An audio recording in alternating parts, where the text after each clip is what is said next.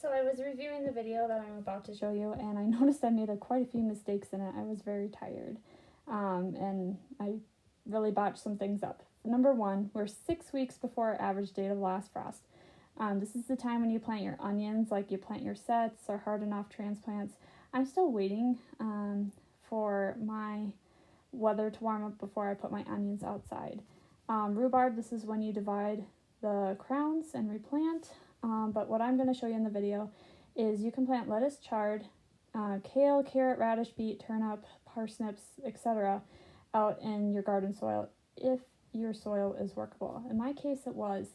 I did plant my lettuce, spinach, and carrots and radishes. I planted them a little bit deep just because I don't know what I was thinking, but make sure you read on your package to the planting depth and so forth, and use that as your guide. They do have a few pictures here to show that they mix their seed with sand. They do dig a shallow trench, unlike my deep one that you're going to see in a minute, and then that's how they spread out their seed. I planted my seed very liberally in my video, but obviously you can do what you need to make sure that your seed is spread out evenly. And then, of course, make sure that you use hot caps if possible, because we could still have a frost. Now, without further ado, let's get on to the video. Hi everyone, it's Missy. It's 7 weeks before average date of last frost in my area, and I'm finally outside in my garden. I am so excited. We do have some snow forecasted this week, but the soil in the raised beds is warm enough. And how do I know? Well, I can show you if I find him. When I was going through my bed pulling out the weeds and debris, I found earthworms crawling around in my box, and I think he already slid back down into the soil. Earthworms will come up when the soil is warm. That's usually my go-to, that I know that I could come out here and plant. And what I am planting are my cold crops. And this is basically a repeat of last week, but I'm planting my leaf lettuce, my carrots, my radishes, and my spinach. Now, I'm not going to plant my entire box today because I'm going to be doing succession planting. So I'll plant some this week, I'll wait a couple weeks, plant some more. That way I always have a continuous harvest throughout the growing season. But all I did is I just removed the debris, leveled out the soil, and then I have my little hand trowel there, and I made my little areas where I'm going to put my seeds. And then because we have snow forecasted, after I get my seeds planted, I will be putting my polytunnels up, just because I don't want that cold snow on my garden. It will just make the soil colder. My plants won't, or my seeds won't germinate like I want them to.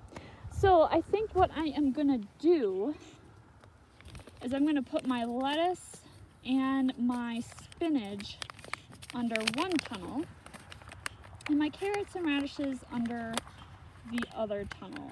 I think that's what I'll do this season. And these will get harvested and pulled out and redone, so it's not a huge concern for me, but, oops. And I really liberally I have lots of seed, so I just liberally sprinkle them in there, especially when you're working with leaf lettuce or some kind of spinach, Swiss chard, and so forth. You can pretty much pack the seeds in there, leaf lettuce especially. Okay, so I'm just tapping that in. That was probably buried pretty deep for that seed. Let's see. Yeah, I was only supposed to do that in 1/8 inch. That was probably a good inch there. Let's see, spinach is also, okay, spinach is 1/2 inch depth. But when I water, some of the soil will kind of wash off to the side too, so. And again, with the spinach, liberally applying the seed. If you have a seed spacing tool, you can use that. Just go along. Nice to get my hands dirty for a change, that's for sure. There we go. So that's my greens. Now let's do my root crops. And I'll need to mark these. It's a good thing I'm taking a video. That way I know what I'm planting where. I can always go back and watch this, but when the seeds come up out of the ground, of course, I'll know what it is. But I think I'll put the carrots towards the center. And again, I'm liberally applying the seed. I'll be thinning these out for the most part. This is also older seed that I'm working with here. And so I don't know if it's really going to germinate too well. I've been having good luck indoors germinating my older seed from last year, but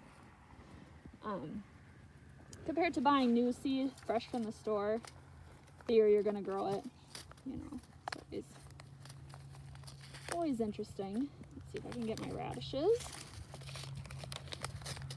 And any other cold crops you can be planting would be, like I said, Swiss chard. You could be doing your peas. That would be another good one to start. I don't have too much radish seed in here. Whoops, I think I'm going to be using this up. Okay, that was the last of my radish seed. That's okay. I have a new package I bought in the house that I can use for the remainder of the year. Just kind of tap down the soil. And then I can get my watering can. I don't have my hose hooked up yet because I'm worried that it's going to be freezing again. Right. So I'm not like really soaking them in. The soil is actually still fairly moist. We did have some rain/sleet move through a couple days ago. So when I'm working in it, it actually feels pretty moist, but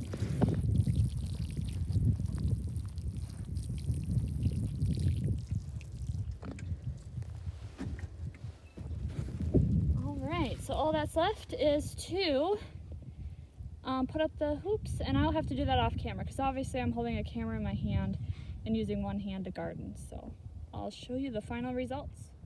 And here it is all done. My polytunnels, I set them up all the way across the garden box just to help warm up the rest of the garden soil.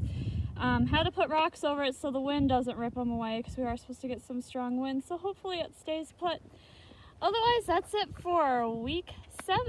If you have any questions, please leave a comment below. Otherwise, thanks for watching, everyone. Bye.